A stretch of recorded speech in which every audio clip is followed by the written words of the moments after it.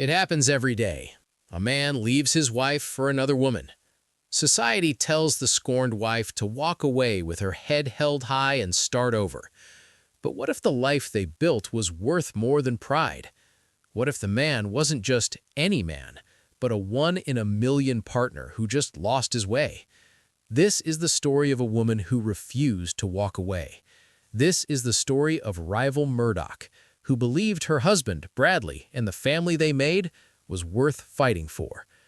But this battle wouldn't be fought with dignity. It would be a dirty fight, a huge one. And in her quest to win back her family, she would learn that victory sometimes costs more than you could ever imagine, and that some doors, once you open them, can never be closed again. I just wanted my family back. I never imagined that seducing my own husband would unleash a monster. Now, I'm not sure if I'm the one in control anymore, or if I'm just another one of his obsessions. Before her, our life was a portrait of suburban peace, painted in the warm, golden sunlight of a house we built not just with wood and plaster, but with 15 years of shared dreams. I'm rival Murdoch, and for most of my adult life, my world revolved around Bradley. We were a team. Our love story wasn't some whirlwind romance. It was a slow-burn epic written in quiet moments, shared glances over breakfast, the comfortable silence of reading in bed, the way his hand would just find mine in a crowded room. Our home was filled with the happy chaos of family, the laughter of our two kids, 8-year-old Leo and 6-year-old Maya, bounced off the walls. Their crayon drawings were masterpieces taped to the fridge, a gallery of our life. I remember the smell of fresh-cut grass on Saturday mornings while Bradley mowed the lawn and I made pancakes, the kids chasing our dog through the sprinklers. It was mundane, it was predictable, and it was everything I'd ever wanted. Bradley wasn't just my husband, he was my anchor. A successful lawyer, he was charming and steady, the person everyone turned to for advice. His best friend, Richie, was basically family, an honorary uncle to our children. Richie and Bradley were two sides of the same coin. Bradley, the calm strategist, and Richie, the warm, easygoing heart. The four of us, including Richie's girlfriend at the time, had been inseparable since college. Our history was woven with inside jokes and unwavering support. I believed in our forever. I believed in the vows we took. I saw us growing old on the porch of that house, watching our grandkids play on the same lawn. My life wasn't exciting or glamorous, but it was deeply content. It was real. It was solid. Or so I thought. I was a wife and a mother. That was my identity. I'd let myself go, as the saying goes. The sharp, ambitious woman I once was had softened, her edges blurred by PTA meetings and bedtime stories. And I didn't mind. I was happy. I was safe. And in that safety, I became blind. I didn't see the tiny cracks forming in the foundation of our perfect life, fissures that were about to split my world wide open. The other woman wasn't a stranger. She was a ghost from our past, Scarlett. She'd been my best friend in college, part of our group. But while I was grounded, Scarlett was a storm of charisma and ambition. After graduation, our lives went in different directions. We lost touch. To me, she was just a memory. To Bradley, she was a weakness he was about to give in to. I didn't find out in one dramatic moment. It was a slow, sickening unraveling. It started with the little things. Late nights at the office becoming more frequent. The scent of a perfume that wasn't mine on his shirt. The way he'd angle his phone away from me. I tried to tell myself I was being paranoid. I wanted to believe in the man I married. But denial is a flimsy shield. Confirmation came on a Tuesday, our anniversary. I'd made a special dinner, chilled his favorite wine. The kids were with my mom. He called at 8, his voice distant. "Something's come up at work. Don't wait up." I just knew. The certainty was a block of ice in my stomach. Using the password I'd known for a decade, our kids' birthdays, I opened his laptop, and there they were, emails. Not just "meet me at the hotel," but poetry. He wrote to her with a passion I hadn't seen in years, calling her his spark, the one who made him feel alive. And her replies, They were masterpieces of manipulation. Scarlett wasn't just beautiful, she was shrewd and conniving with a cruel kind of intellect. She wasn't just sleeping with my husband, she was dismantling my life piece by piece. She wrote about our stale marriage, about my complacency, painting me as a frumpy housewife who was holding him back. She was systematically erasing me from my own story. When I confronted him, there was no apology, just cold, detached resolve. He looked at me, the woman who had his children and built his home, like I was a stranger, an obstacle. He told me he was leaving for Scarlett, and then came the final blow. He wasn't just leaving me, he was taking the children. Over the next few weeks, with Scarlett's cunning legal advice in his ear, Bradley built a case against me. He used my grief, my frantic, tearful phone calls, as proof of my instability. He twisted my devotion to our children into a story about a dependent and unfit mother. He, the respected lawyer, and she, the brilliant other woman, were a formidable team. The courts bought it. He was granted temporary primary custody. In a matter of weeks, I lost my husband, my home, and the very center of my universe, my children. I was left standing in the rubble of my life, haunted by the echoes of their laughter. The silence that followed was a physical thing, heavier than grief, more suffocating than anger. The house, once so full of life, was now a mausoleum. The silence screamed from every empty room, from the toys left in the living room, from the untouched beds in my children's rooms. I'd spend hours just sitting on the floor of Maya's room, clutching a teddy bear, trying to breathe in her fading scent of bubblegum and childhood. My days just bled into one another. I stopped eating, I stopped sleeping, and when I did sleep, I had nightmares of courtrooms and my children's confused faces, their hands reaching for me as Bradley pulled them away. I'd wake up gasping, the loneliness a crushing weight on my chest. Bradley was merciless. He allowed supervised visits, cold, sterile meetings in a park for 1 hour twice a week. Maya would cry and cling to my leg, not understanding why she couldn't come home with me. Leo, trying to be brave for his sister, would just look at me with wide, wounded eyes, asking the one question I couldn't answer: why? And Scarlett was always there, a triumphant ghost lingering in the background. She'd stand by the car, sunglasses on, a smug little smile playing on her lips. She had won. She had taken everything. She had moved into my home, was sleeping in my bed, and was tucking my children in at night. The thought was a poison, dripping constantly into my soul. I tried to fight back the right way. I hired a lawyer, but I was outmatched. Bradley knew the law, and Scarlett knew how to twist it. They painted me as a hysterical, broken woman, and my own raw pain became Exhibit A for their case. Friends tried to help, offering platitudes. "You're better off without him. You need to move on." They didn't get it. My children were me. Without them, I was nothing. Richie was the only one who seemed to understand. He was caught in the middle, his loyalty torn. He'd visit, bringing groceries I wouldn't eat, and just sit with me in the crushing silence. He didn't offer empty advice. He just listened to my sobs, his presence a small flicker of light in my darkness. He saw Bradley's cruelty and Scarlett's poison for what it was. He was angry for me, and in my despair, that shared anger was a lifeline. One evening, after a brutal visit where Maya had begged me not to leave, I hit rock bottom. I sat on the cold kitchen floor in the dark, an empty bottle of wine beside me. The tears were gone. All that was left was a hollow, echoing void. I realized then that society's rules, the ones about being the bigger person, were written by the winners. Crying wasn't bringing my children home. The law had failed me. In that moment, something inside me shifted. The grief began to harden, sharpening into a single cold point, and the void began to fill not with hope, but with rage. The change began with a whisper, a cold, snake-like thought that slithered into the emptiness inside me. What if I fought for him? Not for love, that was dead and buried, but for my children. The path to them led through him, and the path to him was now guarded by Scarlet. I looked at myself in the mirror, really looked for the first time in months. The woman staring back was a ghost. Sunken eyes, pale skin, messy hair. I was the very picture of the defeated wife they'd created. And I hated her. I hated her weakness, her sorrow. Scarlet wasn't a victim, she was a predator, and Bradley was drawn to the predator.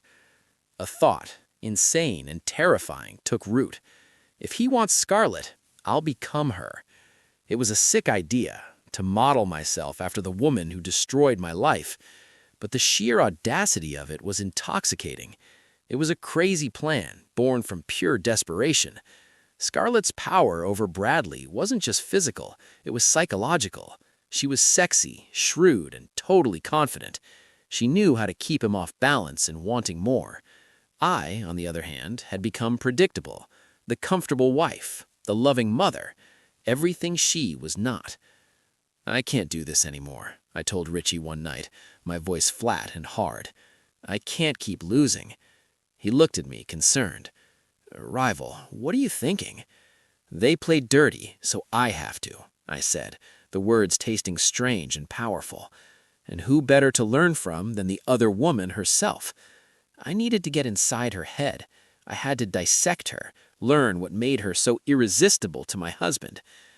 "What are you talking about, Rival?" asked Richie, frowning. "Scarlet always thought she was smarter than everyone else," I mused, a memory sparking. "She used to document everything, her thoughts, her conquests, her strategies. She called it her Bible. A diary. Scarlet, with her massive ego, would never believe someone was smart enough or bold enough to use her own weapons against her. She'd feel untouchable, and that was her weakness. The plan began to form, a monstrous, beautiful thing. I had to get my hands on that diary. It would be my textbook. I would study her, become her, and then I would be better than her. I'd use her own tricks to draw Bradley back in, not for reconciliation, but for control. If I could make him want me again, I would have the power. I could get my children back. "This is crazy, Rival," he said, his voice low. "Breaking into their house? Stealing her diary? What if you get caught?" "What I don't," I shot back, a fire igniting in my chest. "What do I have left to lose, Richie? They've already taken everything. This isn't about getting him back. This is about taking my life back. This is war." He saw the change in me. The broken woman was gone. In her place was someone he didn't recognize, someone dangerous. He was scared for me, but he also saw I wasn't asking for permission. I was telling him what was going to happen. My despair had finally hardened into purpose. The scorned wife was about to fight back. The plan was as reckless as it was necessary. Bradley and Scarlet had a routine. Thursday nights they went out, a standing reservation at a fancy restaurant, followed by drinks. It was a 3-hour window, minimum. Richie was my reluctant getaway driver. He hated it, pleading with me one last time. "Rival, this is a felony. If you're caught, you'll never see the kids again. Is it worth that risk?" "They're the reason it's worth the risk," I replied, my voice like steel. "Being a law-abiding victim has gotten me nowhere. It's time to be a resourceful mother." Getting a key was the easy part. A spare was always kept under a loose stone by the patio, a detail Bradley, in his arrogance, would have forgotten. The new alarm system was trickier, but I knew Bradley. He was a man of habit and ego. The code would be something important to him, but not to us. I gambled on Scarlet's birthday. It worked. The night of the heist, my heart hammered against my ribs. I was dressed in black, my face pale in the moonlight. Richie drove, his hands white-knuckled on the steering wheel. He parked a block away, engine running. 10 minutes, not a second more, he whispered. I slipped through the shadows of the neighborhood I once called home. My own backyard felt like alien territory. My hands trembled as I took the key. The lock clicked open, a sound that seemed to deafen me. I was in. The house smelled of her, a cloying, expensive perfume that made my stomach churn. I moved quickly, a ghost in my own life. I knew where she'd keep it. Scarlet adored her own scheming. Her bedroom, our old bedroom, was her sanctuary. It was transformed. My warm decor was gone, replaced with cold, modern furniture.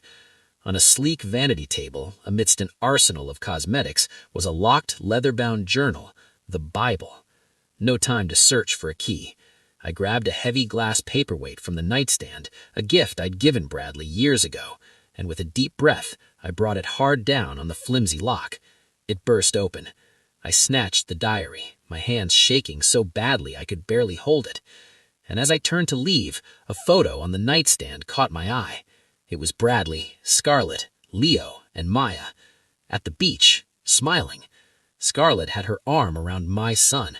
A wave of pure, uncut hatred washed over me, so strong it almost buckled my knees. This wasn't just betrayal, it was erasure. She was actively replacing me.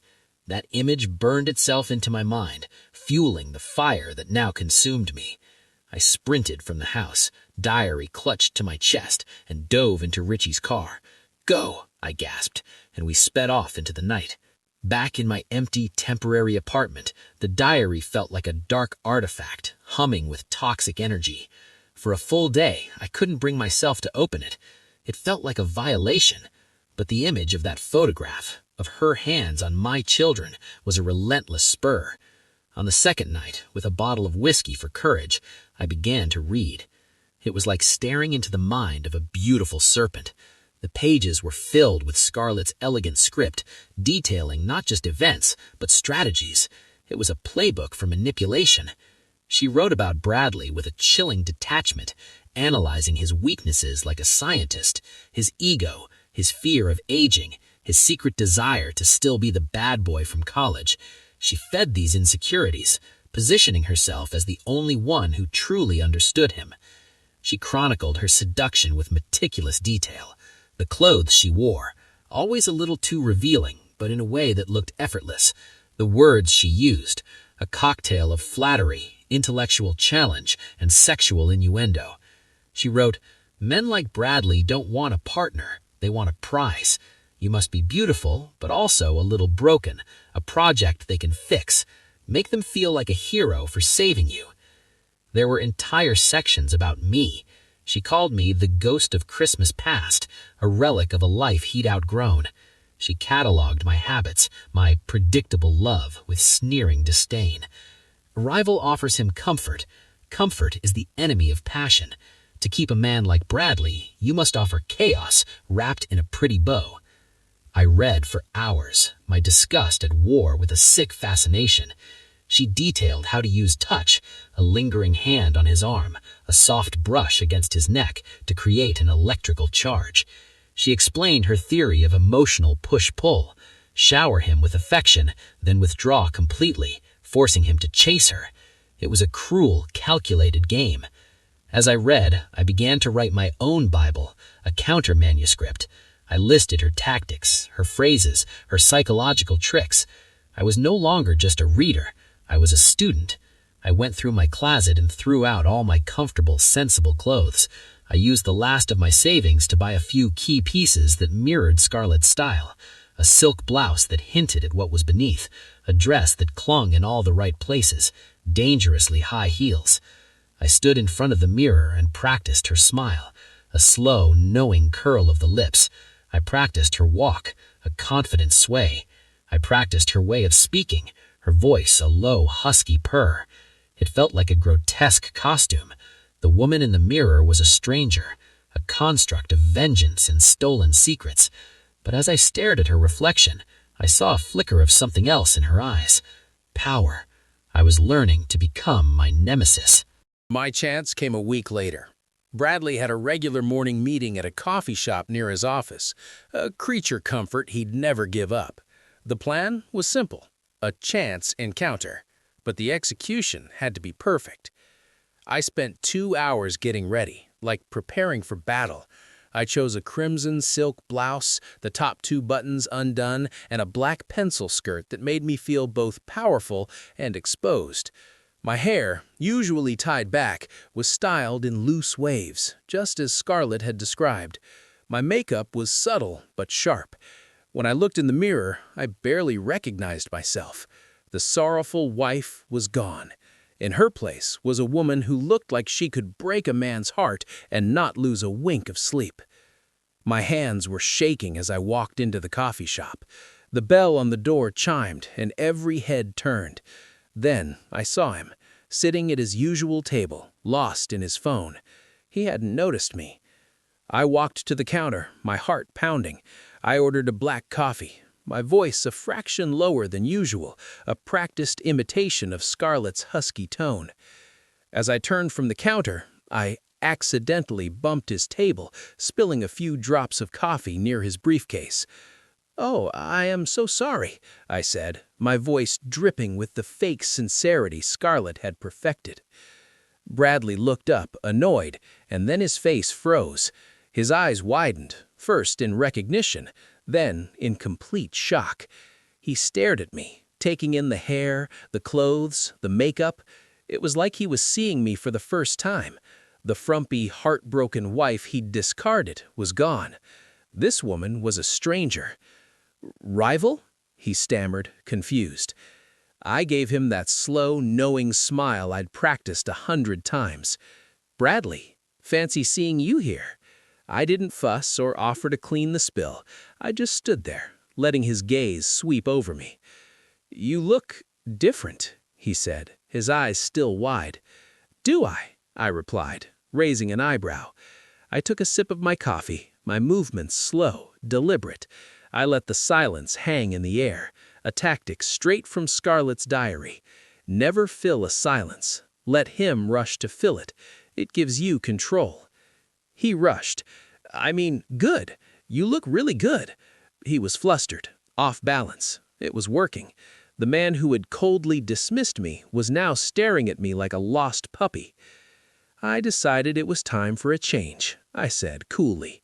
I gave him one last look, a glance that was both an invitation and a dismissal. "Well, I have to run.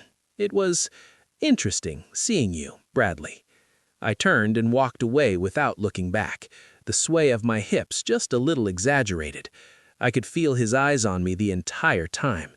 As I pushed the door open, a real, genuine smile touched my lips. Not a happy smile, a smile of triumph. The first shot had been fired, and it had hit its mark. The coffee shop was the spark. Now it was time to fan the flames. 2 days later, my phone buzzed. A text from Bradley. "You really do look good, rival. I can't stop thinking about it." The old me would have replied instantly. The new me let the message sit for 3 hours. The diary was clear. Availability is the death of desire. Make him wait. Make him wonder. My reply was brief and breezy. Glad I could make an impression. The winking emoji was a calculated touch of the playful flirtatiousness he now got from Scarlett. The next phase involved his work. I used an old contact from my pre-marriage career to get an introduction to one of Bradley's professional rivals. I arranged lunch at a restaurant I knew Bradley and his partners frequented. I dressed the part, a sharp navy blue dress, professional yet undeniably feminine. As I sat across from my lunch date, laughing, I saw Bradley walk in with a group from his firm. His eyes found me immediately. He stopped mid-sentence, his jaw tight. He saw me not as a grieving ex-wife, but as a desirable woman being courted by his competition. He saw me through their eyes. The confusion in his face was now mixed with something else, jealousy. He called me later that day, a call, not a text. "Who was that, rival?" he asked, his voice strained. I feigned innocence. Who was what? "Oh, at lunch? Just a business acquaintance. Why?" "It didn't look like business," he grumbled. I laughed, a low, throaty sound I'd perfected.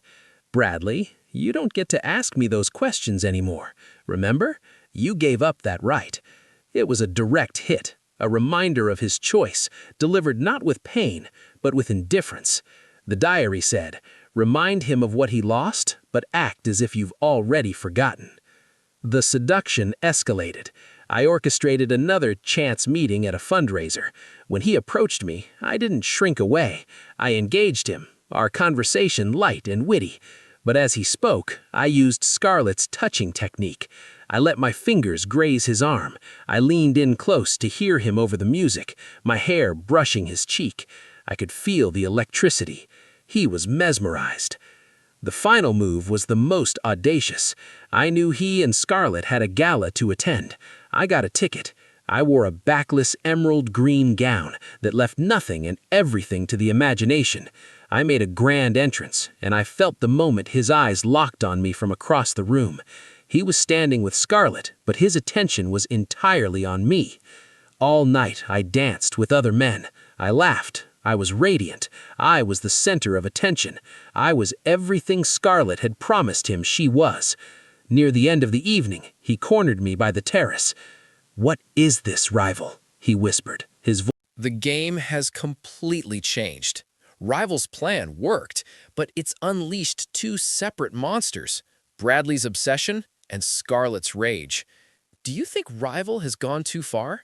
Is this justice, or has she just traded one prison for another? Let me know what you think in the comments below. And if you're hooked on this story of betrayal, make sure to subscribe and hit that notification bell, because the obsession is only just beginning. While I was so carefully executing my plan, something unplanned and beautifully inconvenient was happening. Richie. He had been my shadow, my co-conspirator, my conscience. He was the only one who saw the full spectrum of my transformation, from the shattered woman on the kitchen floor to the calculating seductress I'd become. And in that shared darkness, a different kind of light started to bloom. It started with small moments. After a draining encounter with Bradley, I'd collapse in my apartment, and Richie would be there to wordlessly hand me a glass of wine. He listened as I vented my fears and my disgust with the role I was playing. He never judged, he just listened, a quiet, steady anchor in the storm I had created. He saw the real me under the scarlet facade. He saw the pain in my eyes, even when I was smiling that cold, practiced smile. He saw the mother fighting for her children. One night, after stealing the diary, the adrenaline wore off and I started to tremble. He sat next to me on the sofa and, without a word, took my hand. His was warm and strong. It was a simple gesture, but it was the first genuine, uncalculated human touch I'd felt in months. I broke down, not in despair, but in relief, and he just held me while I cried it all out. Our affair, because that's what it became, wasn't a passionate, torrid thing. It was quiet and slow, forged in shared secrets. It was in lingering glances, late-night conversations, and comfortable silences that felt more intimate than any touch. The first kiss was hesitant, almost an accident. He'd brought me dinner, and as he was leaving, he paused at the door. "Be careful, rival," he said, his eyes full of deep, aching concern. I looked at him, really looked at him, and saw not just a friend, but a good, kind man who had stood by me when everyone else ran. On impulse, I reached up and kissed him. It was soft and gentle, a question and an answer all in one. It complicated everything. My mission was to seduce Bradley to get my children back. Clear, simple, righteous. But now my heart was tangled. I was using seduction as a weapon against one man while genuinely falling for another, his best friend. The guilt was a heavy cloak. We had to hide our relationship, not just for my plan, but because if Bradley found out, his jealousy would explode. Richie, my ally, would become the ultimate target of his rage. This secret love was both my sanctuary and my greatest liability. It gave me the strength to continue, but it also gave my enemies a weapon they hadn't yet discovered. My heart was now divided, and in this war, a divided heart was a fatal weakness. Bradley's obsession was no longer a fire. It was a chemical burn, silent, corrosive, eating away at his sanity. The texts and calls weren't enough. He escalated to stalking. It began subtly. I'd be at the grocery store and catch a glimpse of his car in the parking lot. I'd be having coffee and he would happen to be walking by. He wasn't trying to be charming anymore. He was just there, a constant, menacing presence. One evening, I came home to find a single red rose on my doorstep. No note. It was beautiful, but it felt deeply sinister. It was a message. I was here. I can get to you whenever I want. My apartment, once a refuge, now felt like a cage. The breaking point came a week later. I was out with Richie. We had risked a quiet dinner at a small, out-of-the-way restaurant. We were careful, but not careful enough. As we left, laughing, a car screeched to a halt beside us. It was Bradley. He got out, his face a thundercloud of rage.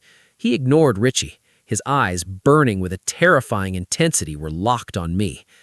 "Get in the car, rival," he said, his voice dangerously low. "Bradley, go home," I said, trying to keep my voice steady, putting myself slightly behind Richie. "You need to leave, man," Richie said, stepping forward. Bradley finally looked at Richie, his expression pure venom. "You," he spat, "my best friend. I should have known." He turned his burning gaze back to me. "I'm trying to save our family, rival. I'm trying to fix what I broke, and you're out here with him?" "You broke our family, Bradley," I shot back, my own anger flaring. "You destroyed it when you chose Scarlett. This is not saving it. This is sick." He took another step, his hands clenched. "You did this," he whispered, his voice trembling with a terrifying mix of love and hate. "You made me this way. You made me want you again. You belong to me." That was it. The point of no return. The word belong hung in the air, cold and sharp. This wasn't about love or regret anymore. This was about possession. I had set out to make him want me, but in the process, I had made him believe he owned me. I had created a monster, and he was now standing right in front of me. Richie pulled me back, and we quickly walked away, the sound of Bradley shouting my name echoing behind us in the dark. The confrontation on the street was a match lit in a room full of gasoline. The explosion was immediate. Bradley's obsession, once fixed on me, now had a